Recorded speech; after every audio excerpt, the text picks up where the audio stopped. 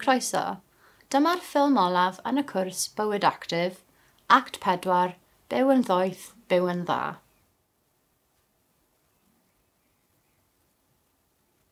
Y materion allweddol i'w harchwilio yn y ffilm hon yw gwerthoedd ac ymrwymiad.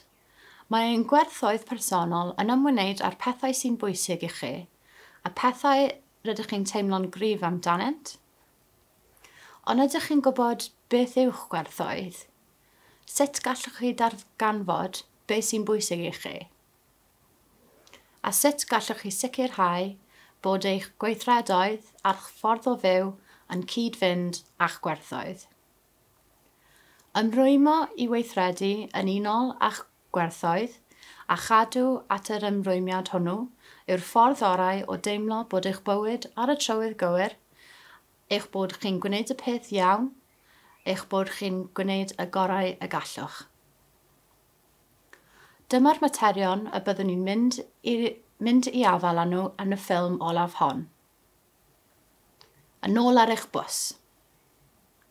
Efallai eu bod chi'n cofio'r stori teithiwr ar y bws o Act 2. Wel, mae'r bws yn ôl, eich bws chi ydw, a chi yw'r gyrrwr.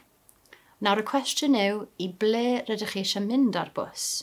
I ble rydych chi eisiau mynd yn eich bywyd? Mae'r rhan fwyaf o deithio bws yn mynd i rywle penodol. Fodd bynnag, nid cyrraedd rywle yw'r brif nod mewn bywyd, y daith ei hun yw'r peth bwysig. Ond mae'n beth da penderfynu ar gyfeiriad clir ar gyfer y taith. Mae rhai gyrrwr bws fel petai nhw'n gyrru o gwmpas heb wybod yn union ble maen nhw'n mynd. Dydw i ddim yn mynd unrhyw le yn fy mywyd. Ac mae rhai fel petai nhw'n mynd o gwmpas mewn cylchoedd. Dydw i byth yn mynd unman. Dwi'n dychwelyd o'r un hun lle i'r llall bob tro. Ond mae rhai gyrrwr fel petai nhw'n gwybod yn union ble maen nhw eisiau mynd. Mae'r cyfeiriad clir yw daith. Mae bod â chyfeiriad clir mewn bywyd, gosod eich cwmpawd, yn gwneud bywyd yn fwy ystyrlon a boddhas. Efallai na fydd y daith yn cyfeiriad o'ch dewis yn rhwydd. Gallwch ddisgwyl nifer o beryglon ac amryw o rwystrau ar y ffordd. Gallai amryw digwyddiadau bywyd eich dadgyfeirio o'r ddiwrth y llwybr o'ch dewis. Ac efallai y byddwch chi hyd yn oed yn colli eich ffordd yn llwyr am gyfnod cyn ail ymuno â'r llwybr iawn. Gallai pobl arall geisio eich gwyro oddi wrth y cyfeiriad o'ch dewis, ond peidiwch â gadael i bobl arall na eich meddwl eich hun reoli. Yr hyn mae'n rhaid i chi ei wneud, neu yr hyn y dylech chi ei wneud. Eich taith chi ydyw, eich bywyd chi ydyw. Y cyfeiriad gorau ar gyfer eich taith yw'r un sy'n cyd-fynd a'ch gwerthoedd personol, y pethau rydych chi'n teimlo'n cryf amdanynt, y pethau sydd wir yn bwysig i chi, y pethau sy'n rhoi ystyr i'ch bywyd. Ond nid yw bob amser yn rhoidd gwybod beth yw ein gwerthoedd. Cydnabod beth sy'n wir yn bwysig i ni. Petai ni'n gofyn i rywun, beth yw eich gwerthoedd? Mae'n siŵr y byddai'n edrych arnom ni'n rhyfedd a chodi ei ysgwyddau. I adnabod eich gwerthodd eich hun a dewis eich gwerthodd, mae angen i chi gael eich arwain gan eich teimladau. Pan fydd rhywbeth yn teimlo'n iawn, mae hynny'n dangos un o'ch gwerthoedd. A pham fydd rhywbeth yn teimlo'n anghywir, mae hynny'n dangos un o'ch gwerthoedd hefyd. Po gryfa yw eich gwerthoedd, pwysicach oll yw'r pethau i chi. Os na fyddai unrhyw beth yn bwysig i chi, ni fyddai unrhyw beth yn eich wneud yn hapus. Ni fyddai unrhyw beth yn eich gwneud chi'n drist, ac ni fyddai unrhyw beth yn eich gwneud chi'n ddig.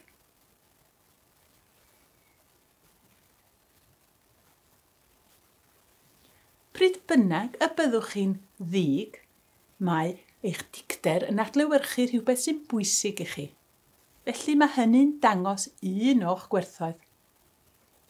Felly, os byddwch chi'n dweud, rwy'n mynd yn ddig pan fydd fy mhlant yn gwneud llanast, mae hyn yn dangos bod taclusrwydd trefn yn bwysig i chi. Os ydych chi'n falch ohonoch hun oherwydd eich bod wedi cyrraedd yn gynnar, mae hyn yn dangos prydlondeb yn bwysig i chi. Ac os y byddwch chi'n dweud gyda balchder, treiliais oriau yn chwyn yr ardd, mae hyn yn awgrymu bod gweithio'n galed yn bwysig i chi. Felly, meddyliwch am y cwestiynau hyn. Be sy'n rhoi teimladau cynnes i chi, a pham? Be sydd wir yn eich cythryddo chi, a pham? Be sy'n gwneud i chi deimlo'n falch, a pham? Be sy'n gwneud i chi deimlo'n drist, a pham? Gallwch hefyd ddefnyddio amryw arbrofion meddwl i'ch helpu i adnabod eich gwerthoedd. Un o'r rhain yw maen nhw'n siarad amdana i. Dychmygwch eich bod yn ffonio ffrind, ond oherwydd problem technegol, gallwch glywed eich ffrind yn siarad â rhywun arall sydd yn eich nabod yn dda iawn. Ac rydych yn sylweddoli'n fuan eu bod nhw'n siarad amdanoch chi. Wrth gwrs, rydych yn awyddus iawn i glywed beth sydd ganddyn nhw i ddweud amdanoch. Felly, rydych yn parhau i'w wrando. Beth fyddech chi'n hoffi ei glywed nhw yn dweud amdanoch fwyaf? Bydd y pethau yr hoffech chi ei glywed fwyaf yn adlewyrchu eich gwerthoedd. Felly, os hoffech chi glywed un ohonyn nhw'n dweud, mae Sam bob amser yn barod i helpu unrhyw un. Mae hyn yn dangos bod helioni neu caredigrwydd yn bwysig iawn i chi.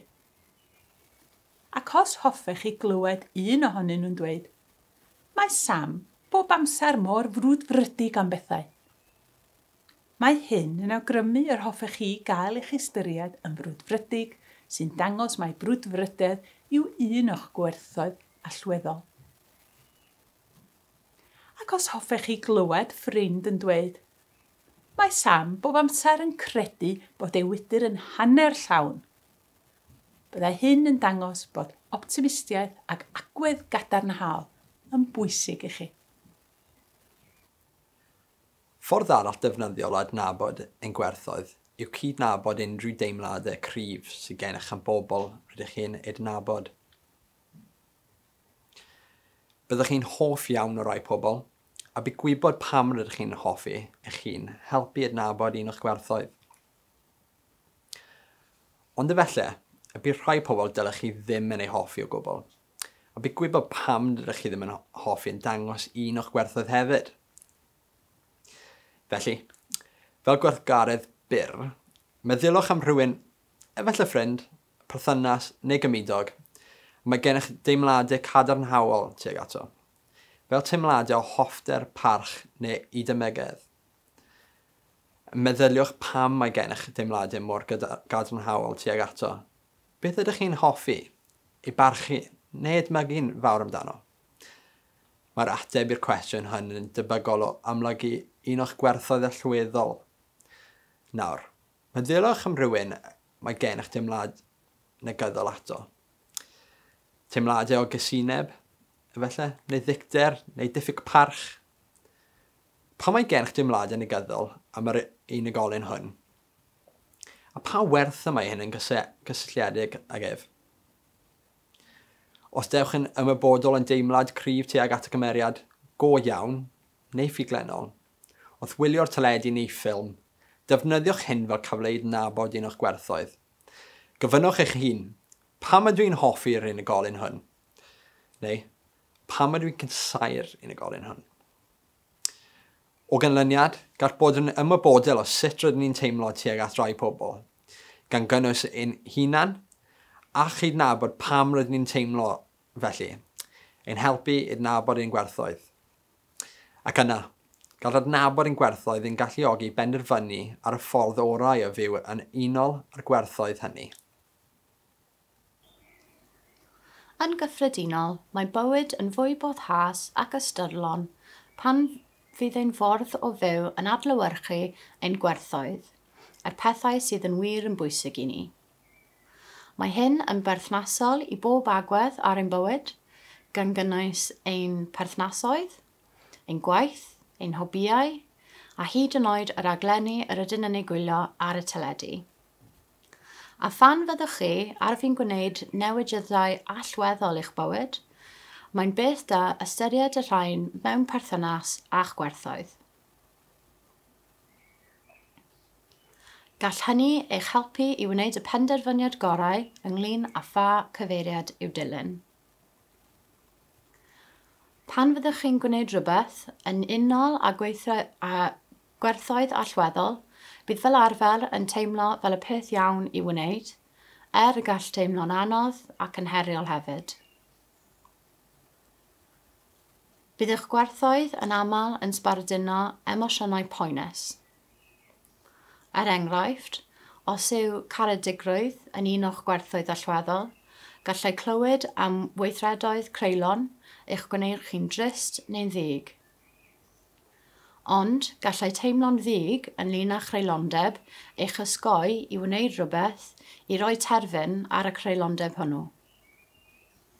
Yn aml, adlewyrchu'r gwerthoedd pobl yn yr elusennau maen nhw'n eu cefnogi a'r pleidiau gwleidyddol maen nhw'n pleidleisio drosynt.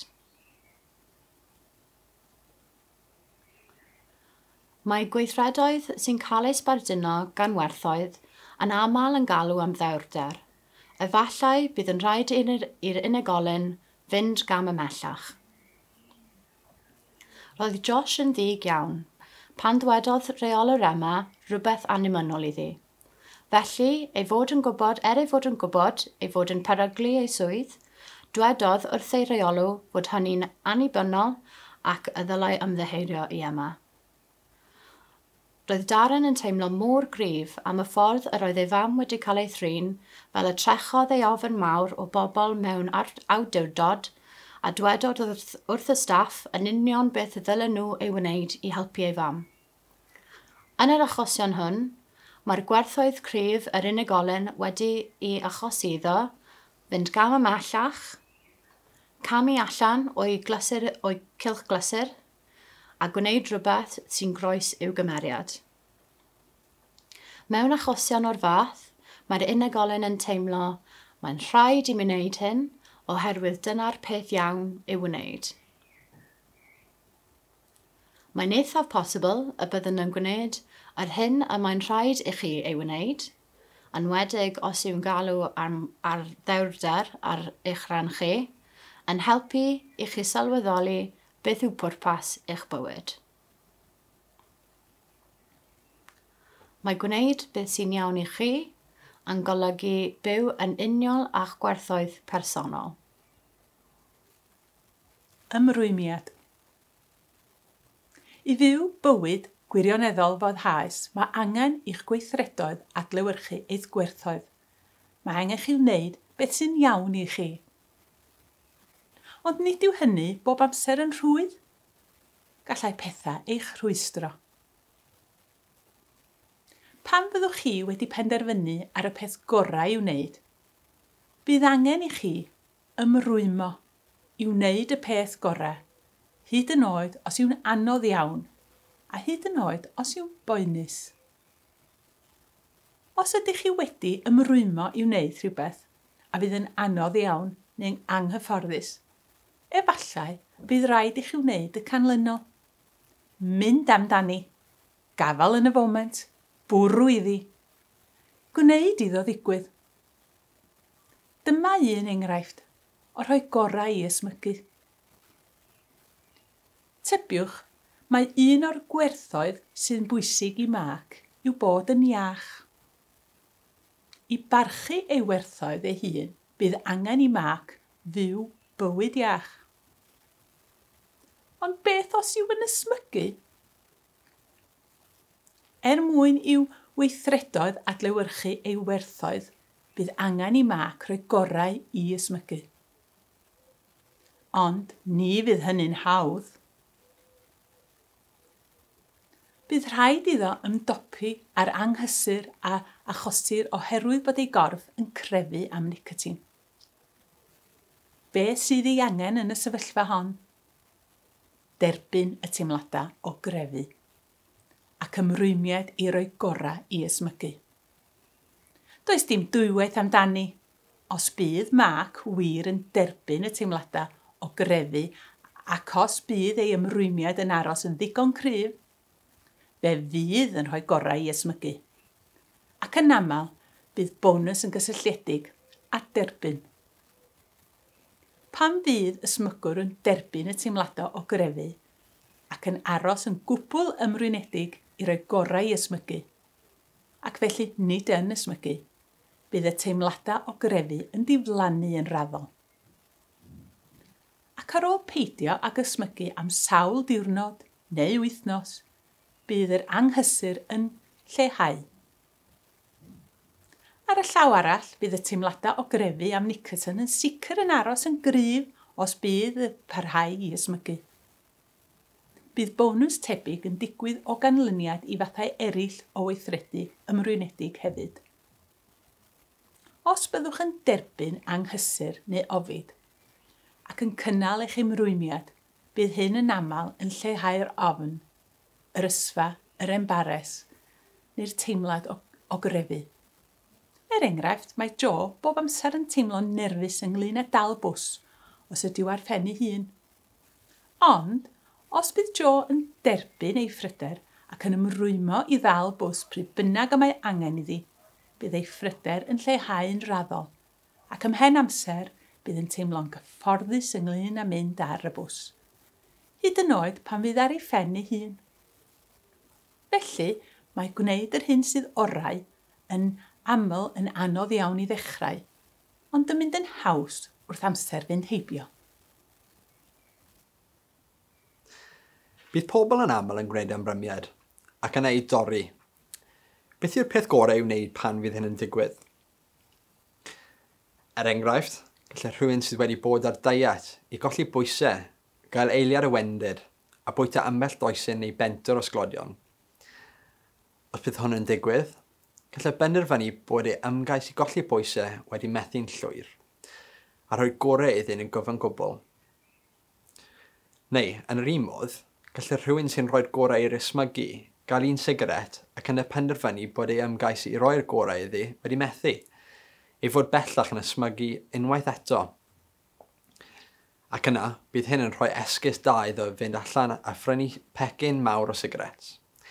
Felly, yn aml iawn, pan fydd rhywun yn gwneud ymrymiad ac yn y torri'r ymrymiad hwnnw, bydd yn rhoi'r gorau ymrymiad. Ac fe allai fynd hyd yn oed ymellach a rhoi'r gorau I wneud unrhyw ymrymiad, yn enwedig os yw feddwl yn ddweud wrtho, mae hynny'n profi'r peth, does gen ti ddim ewyllus. Ac mae'n ei gredu. Os byddwch chi'n gwneud ymrymiad ac yn ei dorri, y peth gorau I wneud yw, ail wneud yr ymrymiad. Ac efallai, y bydd angen I chi ail wneud dro ar ôl tro ar ôl tro. Ychydig iawn o pobl sy'n llwyddo I roi'r gorau I ysmygu, defnyddio cyffuriau neu gamlon cymellol a cymesgais cyntaf. Enghraifft, ar gyfartaledd, mae ysmygyr yn llwyddo I roi'r gorau iddi ar ei 5 neu 6 ymgais. Nid yn hawdd. Sut mae pobl yn ymateb I anawsterau? Weithiau, gall siom rwystro ein cynnydd yn sylweddol, yn hytrach na dderbyn anhawster a pharhau I wneud yr hyn sydd orau, efallai byddwn ni'n rhoi'r gorau iddi. Tybiwch fod Alex a Sam yn ceisio colli pwysau. Mae'r ddau wedi bod yn bwyta'n iach ac yn gwneud mwy o ymarfer corff nag arfer. Ar ôl pythefnos o ymdrechu fel hyn, maen nhw'n camu ar y glorian bwyso. Pan fydd Alex a Sam yn pwyso eu hunain, mae'r ddau yn siomedig. Gweithaf eu hymdrechion ychydig iawn o bwysau y maen nhw wedi colli. Mae Alex yn deud, dyw hyn ddim yn gweithio, does dim pwynt, man y man i fi roi'r gorau iddi nawr. Mae Sam yn dweud, mae hynny'n siomedig, mae'n amlwg bod angen i fi ddal ati a gwneud mwy o ymdrech. Felly, mae Alex a Sam wedi ymateb i'w methiant i golli bwysau mewn ffordd cwbl wahanol. Iddyn nhw brofi'r un ymateb emosiynol, y siom, fe benderfynu nhw ymateb mewn ffyrdd gwahanol. Dewisodd Alex ymateb i'r siom trwy roi'r gorau iddi. Ond dewisodd Sam ymateb i'r siom trwy wneud mwy o ymdrech i golli pwysau. Ni allan ni ddewis ein hymateb emosiynol, ond fe allan ni ddewis y camau a gymerwn. Dylai ein hymateb i anhawster gael ei seilio ar fan realistig a golygfar o'r sefyllfa, a yw un well dal ati a rhoi cynnig eto, neu fyddai'n fwy synhwylor i roi'r gorau iddi. Y peth ddoeth i'w wneud yw ystyried yr amryw o opsiynau a meddwl amdano nhw'n ofalus. Yn aml, bydd pobl yn profi anawsterau tebyg i'r rhain yn eu bywydau. Cynnydd siomedig yn yr ysgol, methiant i colli pwysau neu i roi'r gorau i ysmygu ac ati, trafferth ffurfio perthynas agos yn dod i ben, yn ddieisiau, methiant i gael lle ar y gwrs neu swydd, anawsterau a cholledion ariannol. Weithiau, fe allech fod yn ymwybodol bod eich meddwl yn ceisio transeilio trwy dweud wrthoch, fydd ti byth yn llwyddo. Fydd hyn byth yn gweithio. Man a man i ti roi'r gorau iddi nawr. Gallai cydnabod negyddiach eich meddwl yn annog i ymrwymo yn gryf i wneud eich gorau glas i lwyddo. Yn aml, mae byw yn unol a'n gwerthoedd yn golygu newid y ffordd rydyn ni'n gweithredu, ac fe allai hyn fod yn anodd. Mae ein harferion wedi'n gwreiddio'n ddwfn, a gallai rhai o'r rhain ein dal yn ôl pan geisiwn ni wneud pethau mewn ffordd gwahanol. Mae'n harferion dyddiol o fewn ein cylch cysur yn gyffredinol, a gallai gamu tu allan i'r cylch cysur hwn i wneud rhywbeth newydd neu wahanol deimlo'n frawychus. Felly, yn aml, byddwn ni'n parhau yn ôl yr arfer. Ond, os arhoswn ni o fewn ein cylch cysur, ni fyddwn byth yn ehangu ystod o bethau rydym yn ei gwneud, ac felly fe allan ni golli allan ar lawer o gyfleoedd i wneud ein bywydau fwy diddorol a boddhaus. Felly, mae gennym ni ddewis. Gwneud beth sy'n teimlo'n gyfforddus yn unig, neu archwilio posibiliadau newydd. Bod yn anturus, bod yn barod am her, bod yn ddewr, a hyd yn oed bod yn fentrus. Os penderfynwch chi wneud rhywbeth newydd a heriol, mae'n debyg y bydd eich meddwl yn ceisio eich tanseilio a chrybuddio rhagddo. Fyddi di byth yn gallu ei wneud. Does dim pwynt, paid â trafferthu. Fe wneud i ffwl ohono dy hun.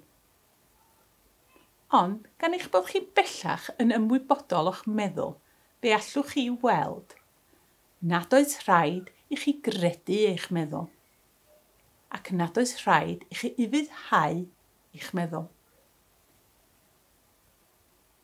Rydych chi'n deall bod eich meddwl yn eich siomi'n aml ac yn gallu achosi llawer o ofid i chi.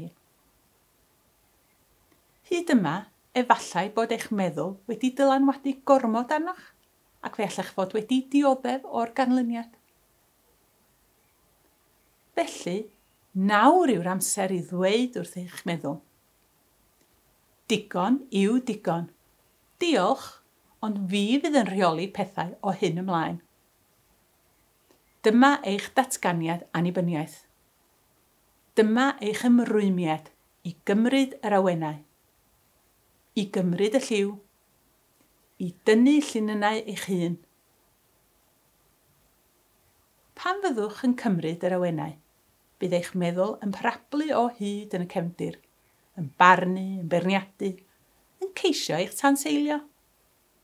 Ond gallwch sylwi ar hyn, a pharhau i wneud yr hyn ydych chi wedi penderfynu sydd ora. Gwnewch benderfyniadau doeth ynglyn â'r peth gorau i wneud, ac yna gwnewch y peth gorau hwnnw. Peidiwch â gwneud rhywbeth dim ond oherwydd, dyna rydw i wedi wastad ei wneud. Dyna'r dewis haws. Dyna beth mae fy meddwl yn dweud wrth ei am wneud. Bydd rheoli eich gweithredoedd yn rhoi llawer mwy o hyblygrwydd i chi. Pan fyddwch yn meddwl yn ofalus am beth i'w wneud ac yna'n ymrwymo i'w wneud hynny, byddwch yn symud o weithred anofalgar i ofalgar, o adweithio yn unig i ymatab. Pan fyddwn yn adweithio yn anofalgar, yn syth ac yn automatig, nid ydym yn ystyried gweithredoedd eraill posib, ac nid ydyn nhw'n gwneud unrhyw ddewis. Ond mae ymatab gofalgar yn golygu ystyried y gwahanol gamau sy'n bosib. Dyna pam mae'n cynyddu hyblygrwydd. Bydd mwy o hyblygrwydd yn cynnig cyfleoedd newid i'ch bywyd. Yn fwy diddorol, yn fwy cyffroes, yn ystyrlon, yn fwy boddhaus, a byddwch yn dioddef llai. Mae'r cwrs bywyd actif wedi dangos ffordd wahanol i chi o deall eich hun a'ch meddwl, ac mae wedi eich helpu i datblygu nifer o sgiliau fydd eich caniatáu i chi fyw eich bywyd mewn ffordd wahanol. Elfennau allweddol y dull newydd hwn yw derbyn a ymrymiad. Derbyn yr hyn na allwch ei wneud, neu drysio a gwneud ymrymiad cryf i weithredu yn unol a'ch gweithredoedd personol. Gall y strategaethau hyn ei ryddhau rhag gormes eich meddwl eich hun, a bydd y rhyddid hyn yn rhoi llawer mwy o hyblygrwydd i chi.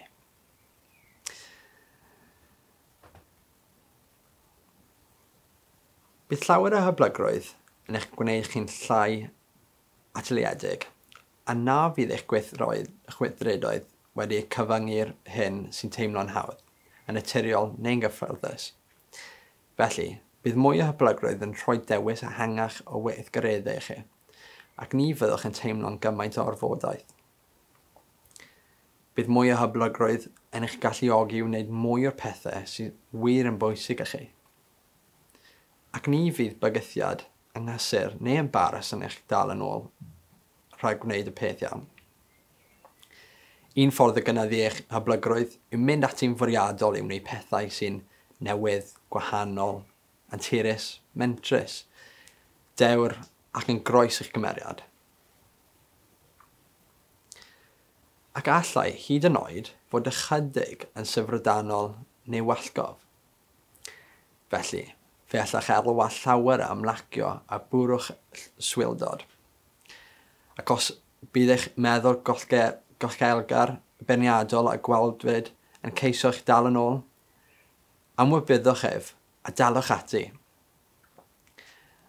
Allai ddi ddim gwneud hynny, gwylio fi, bydd yn methu'n llwyr, dyna roi cynnig yn ni.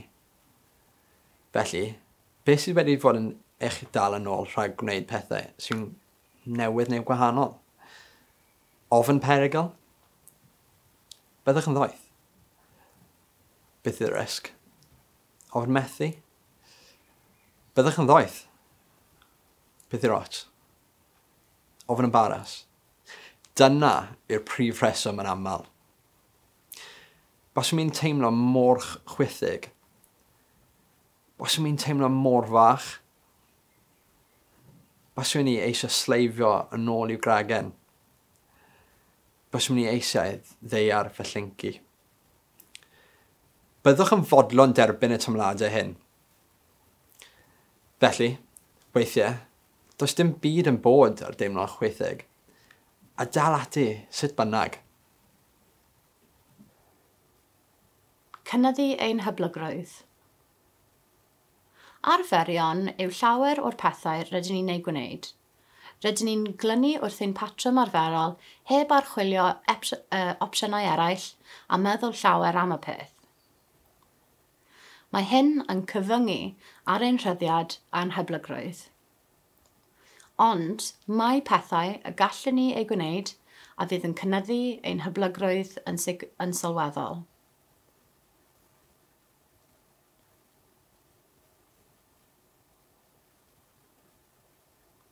Un ffordd o wneud hyn yw canolbwyntio ar rhywbeth rydych chi'n ei wneud yn aml fer mater o arfer, yn anofylgar ac yn awtomatig, ond ei wneud mewn ffordd wahanol yn fwriadol. Enghraifft, os ydych chi pob amser yn yfed o'r un gwydryn, neu'n eistedd yn yr un gadair i wylo'r teledu, neu'n cerdded ar hyd yr un llwybr i'r siop, newidwch eich trefn arferol yn fwriadol, mwyn bod yn gwahanol. Bydd newid eich trefn arferol yn y modd hyn yn cynyddu eich hyblygrwydd.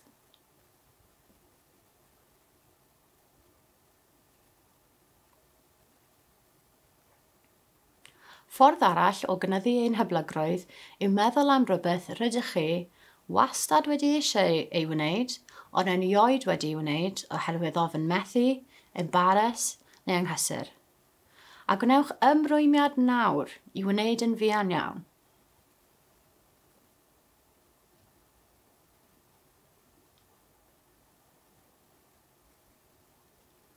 A ffordd arall o gynyddu eich hyblygrwydd yw gwneud rhywbeth gwirioneddol anturus, rhywbeth sydd wir yn gwythio'r terfynau. Gall bod yn ddewr ac gwneud rhywbeth gwirioneddol heriol, ehangu eich cylch cysur yn sylweddol a chynnig llawer o bosibiliadau newydd ar gyfer newid a datblygu. A, cofiwch, mae cynyddu eich hyblygrwydd seicolegol yn ymwneud â mwy na chaniatáu i chi wneud rai gweithgareddau newydd, neu eich annog i wneud pethau penodol mewn ffordd wahanol. Mae'n ymwneud a'ch helpu i gydnabod bod llawer mwy o bethau y gallech chi ei wneud a llawer o wahanol ffurf o wneud yr hyn y rydych chi yn ei fel arfer yn wneud. Bydd cydnabod y posibiliadau erang ar gyfer y gweithredoedd yn eich helpu i werthfawrogi gwir raddau eich rhyddid. Dewis beth yw wneud a phwy i fod. Gallwn ni ddewis y math o berson yr ydyn ni i raddau helaeth. Y reswm am hyn yw bod oherwydd ein gweithredoedd a'r pethau rydyn ni'n ei gwneud yn ein ffurfio ni, ac rydyn ni'n rhydd i ddewis sut i weithredu. Felly, bydd yr hyn yr ydych yn ei dewis i wneud yn cyfangu'n sylweddol at ffurfio pwy ydych chi. Enghraifft, os ydych chi eisiau bod yn vegan, peidiwch â bwyta cig neu defnyddio cynnyrch anifeiliaid. Chi pur dewis. Os ydych chi eisiau bod yn wylio'r adar, treulwch amser yn gwylio adar. Chi pur dewis. Ac os ydych chi eisiau bod yn rhywun nad yw'n ysmygu, peidiwch â ysmygu sigaret. Os nad ydych chi eisiau bod yn lleidr, peidiwch â ddwyn pethau. Ac os ydych chi eisiau bod yn berson garedig, byddwch yn garedig i bobl. Chi pur dewis. Ond wrth gwrs, mae trefnu i hyn, Gallwn ddewis rai pethau, ond nid eraill. Enghraifft, ni allan ni ddewis bod y person yn hapus, neu'n amyneddgar, neu'n boblogaidd, neu'n ennill cyflog dda. Mae'r pethau hyn yn dibynnu ar fwy na hyn yr ydyn ni'n ei wneud. Mae'n dibynnu ar ffactorau eraill hefyd, gan gynnwys ein gynnynau, pobl eraill a lwc. Eich bywyd chi yw hyn. Eich unig fywyd, nid ymarfer ydyw. A'ch cyfrifoldeb chi o fewn terfynau realistig yw dewis sut i fyw eich bywyd. Trwy dderbyn yr agweddau poenus a gofidus ar eich bywyd, na ellir ei newid, ac ymrwymo i wneud y pethau sy'n adlewyrchu eich gwerthoedd, fe allwch chi wneud eich bywyd yn well. Pan fyddwch yn defnyddio'r wybodaeth a'r sgiliau a gyflwynwyd gan fywyd actif, bydd eich dioddefaint yn lleihau. Ni fydd yr agweddau anodd ar eich bywyd, y pethau sy'n achosi gofid i chi, wedi diflannu. Ond byddwch bellach yn gallu ymateb i'r rhain yn wahanol. Pan fyddwch yn byw yn fwy effro i'r presennol, bydd eich meddwl yn dylanwadu llai arnoch, ac felly byddwch yn dioddef llai. Bydd rheoli'r hyn rydych yn ei wneud yn ymwybodol yn rhoi mwy o hyblygrwydd i chi. Bydd eich gweithredoedd yn ddwythach. Gallwch fyw eich bywyd mewn ffordd sydd cyd-fynd a'ch gwerthoedd yn agosach. Y ffordd orau o ymatab i heriau a chyfleoedd bywyd yw derbyn ac ymrwymo. Derbyn yr hyn na allwch ei newid, a gwneud ymrwymiad cadarn i fyw yn unol a'ch gwerthoedd o'ch dewis. Dyma'r ffordd doeth o fyw. Nid yr hyn y gallwch ei newid, derbyn yr hyn a allwch ei newid. A meddu ar y doethineb i wybod y gwahaniaeth. Ar gyfer pob un o'r 4 ffilm sy'n ffurfio'r cwrs bywyd actif, rydyn ni'n awgrymu'r nifer o weithgareddau ychwanegol a gallwch ei wneud yn eich amser eich hun. Mae cyfarwyddiadau ar gyfer yr holl weithgareddau hyn wedi cynnwys yn y pecyn gweithgareddau y gallwch eich lawrlwytho o'r wefan. Am y tro, fe gyflwynaf rhai o'r gweithgareddau ychwanegol sy'n gysylltiedig â ffynciau rydyn ni wedi ymdrin â nhw yn y drydydd ffilm hon yn y gyfres. Yn gyntaf, darganfod eich gwerthoedd. Rydyn ni'n galw'r canlynol yn arbrawf meddwl. Dychmygwch ffonio ffrind a chlywed eich ffrind yn siarad amdanoch chi, wrth rhywun arall sy'n eich adnabod yn dda iawn. Beth fyddech chi'n hoffi glywed nhw'n ddweud amdanoch fwyaf? Bydd y pethau'r hoffech chi'n y glywed fwyaf yn adlewyrchu gwerthoedd. Gyda llaw, mae'r pethau'r hoffech glywed bobl yn ddweud amdanoch leiaf yr un mor defnyddiol wrth darganfod eich gwerthoedd.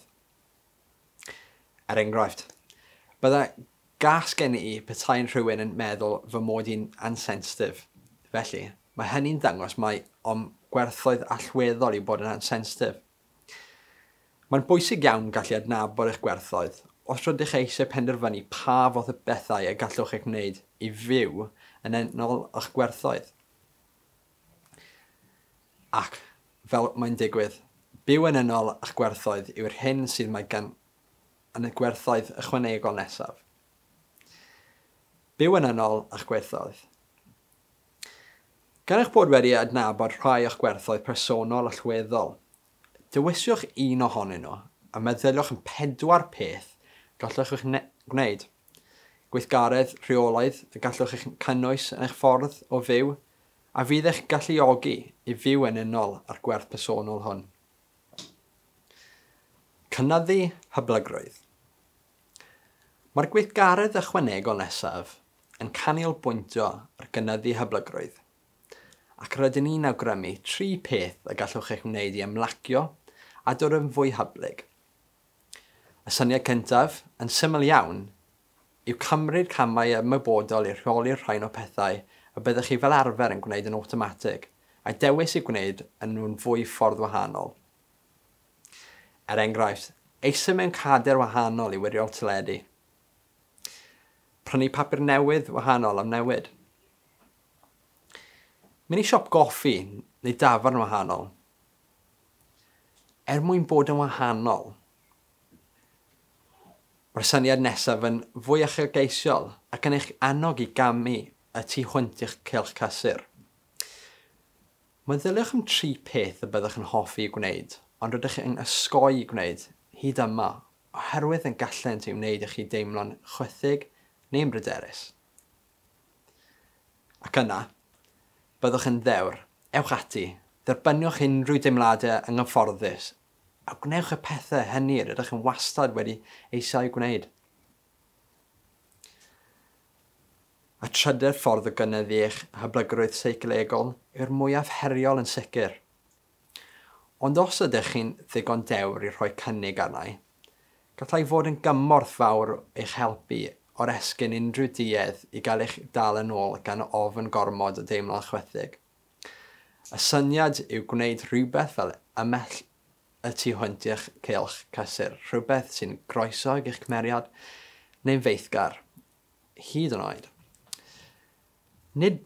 Dim byd peryglus nac yn gyfreithlon, ond rhywbeth od iawn fel gwisgo crys T rhyfedd neu het wiriol neu gyhoeddus, byddai'n well gennydd hyn fel tref deithar fwy na thebyg.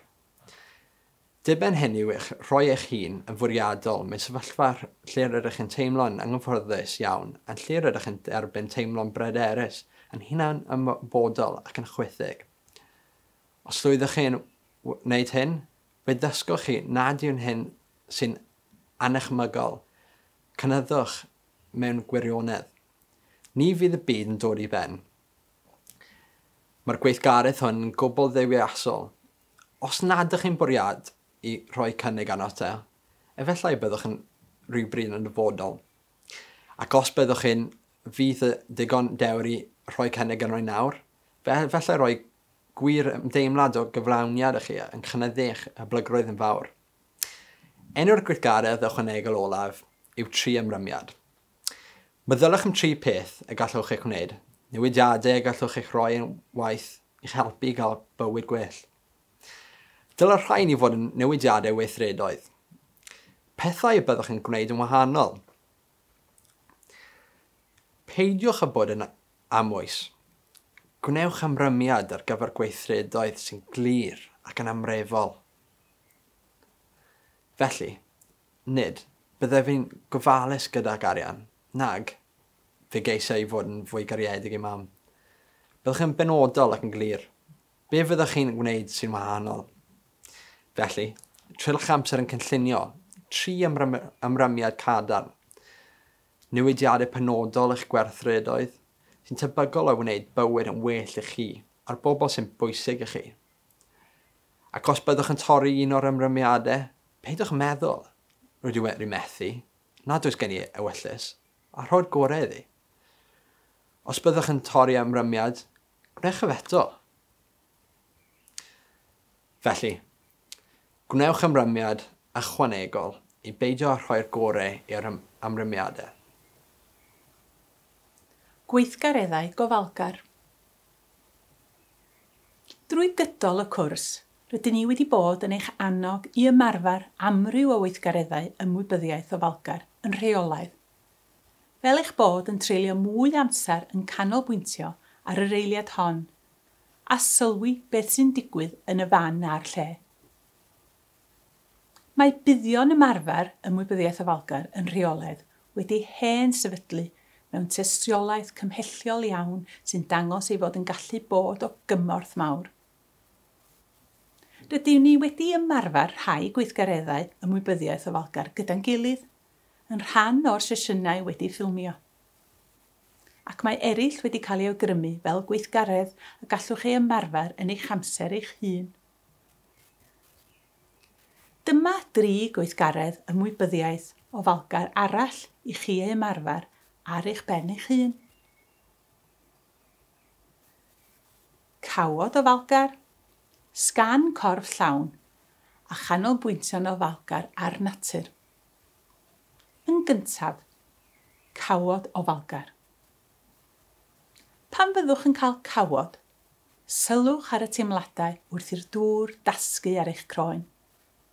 Tymheredd y dŵr, y seiniau wrth i'r dŵr readur, ac arogl a theimlad y sebon, neu'r gel cawod a'r siampw. Yr ail weithgaredd ymwybyddiaeth o falgar awgrymir yw sgan corff lawn o falgar. Gorffwyswch yn dawel a chyfeiriwch eich sylw at wahanol rannau o'ch corff yn ei tro, gan sylwi ar yr holl deimladau ym mhob rhan. Arhoswch yn llonydd, cymerwch eich amser a chanolbwyntiwch ar wahanol rhannau o'ch corff yn ei tro, yn raddol mewn unrhyw drefn systematig. Enghraifft, gallwch ddechrau drwy ganolbwyntio ar bob teimlad ymysedd eich traed. A'r traed cyn symud i ganolbwyntio ar eich coesa ac yna symud i fyny drwy'ch corff tan i chi gyrraedd y ysgwydda, eich gwddw a'ch pen.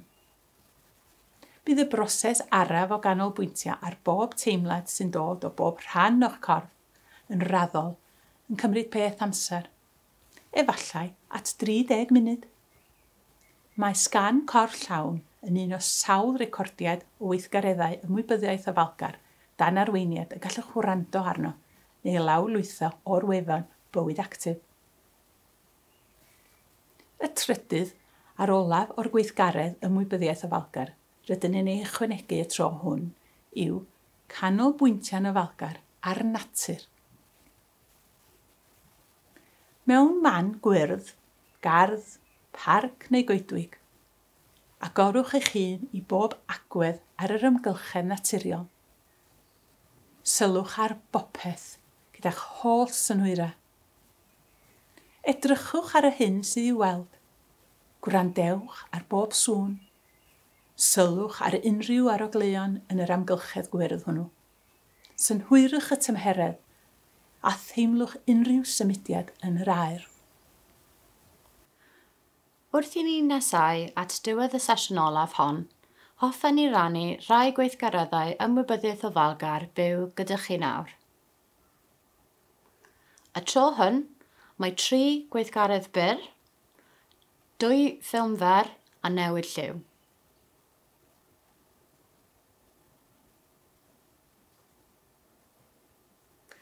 Y cyfan y mae angen i chi ei wneud, wrth gwrs, yw gwylio'r sgrin a sylwi ar yr hyn sy'n digwydd. Dyna i gyd.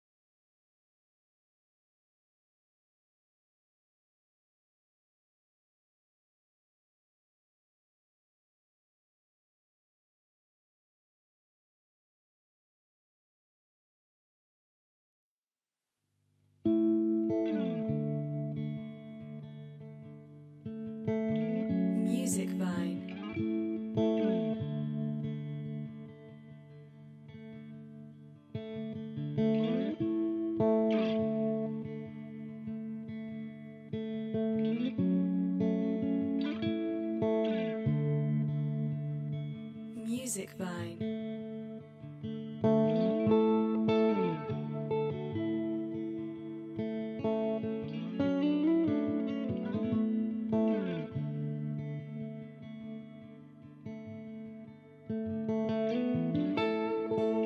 Music Vine.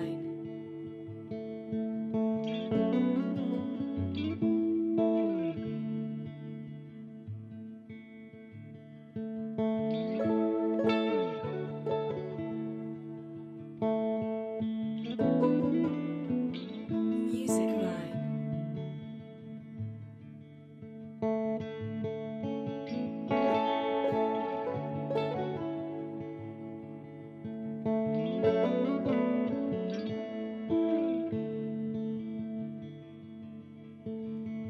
Music Vine.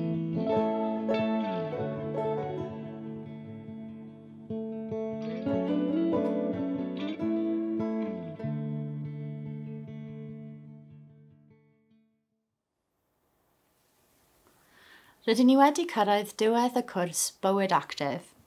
Mawr obeithion y bu'n ddiddorol a fod wedi pigio'ch meddwl a rhoi rai syniadau clir i chi ynglyn â sut gallech chi gael mwy o reolaeth yn eich bywyd. Rydyn ni hefyd yn gobeithio y byddwch yn parhau i elwa trwy ymarfer gweithgareddau derbyn ac ymwybyddiaeth oddolgar a defnyddio'r gwybodaeth ymhecyn gweithgareddau y cwrs i'ch atgoffa o negeseuon allweddol y cwrs.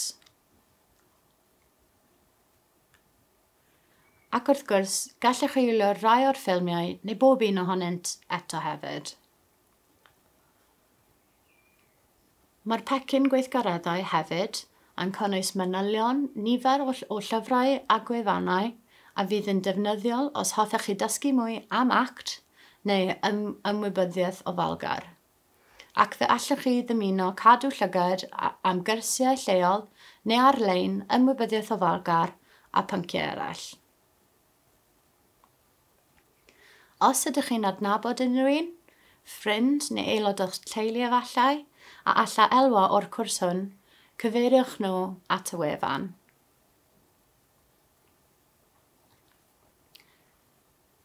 Dyma un neges olaf. Cofiwch fod gennych chi'r pŵer i newid pethau fel eich bod yn profi llai o ofid, arfer eich rhyddid i wneud mwy o'r bethau rydych chi eisiau ei gwneud a mwynhau'r ffordd o fyw sy'n fwy tosturiol a bwdhas.